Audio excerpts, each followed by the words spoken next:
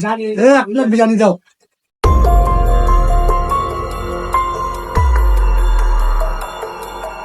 কেরে বাজান তুই হেনে কি করিস?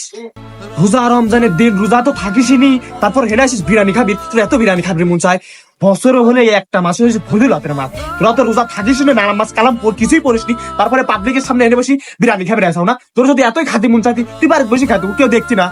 তোরা যে আমার বন্ধু, তোর বন্ধু বলে হচ্ছে পরিচয় দিতে হচ্ছে লজ্জা লাগে জানিস? কে আমরা তো একটা রোজা বাদ দেয়নি, প্রত্যেকটা বাদ 30টা রোজাই করি, একবার একটা রোজা বাদ দেয়নি। আর তোরা একটা রোজা তো করিস নি, নামাজ কালাম কিচ্ছু করিস নি, তারপর সবার সামনে খাতে আসিস না। বিষয়টা আমার খুব মাইনে লাগছে, বুঝছিস তুই?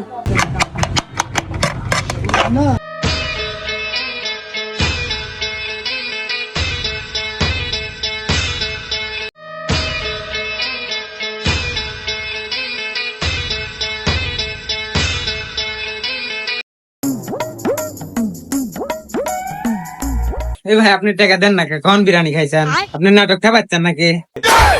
মাইরা ফালাইছে লেঙ্কা মাইরা ফালাইছে মাইরা ফালাইছে লেঙ্কা মাইরা ফালাইছে। আসলে বাবান হয়েছিল কি, তোমার কথাটা শুনে কাকে? তুই চুপ থাক। আরে শালা তুই মানুষ রে, শালা তুই আমাক কইস যে আমি রোজা থাইনি, শালা আমি 30টা রোজাই করি, শালা রোজা তো থাইসনি তুই।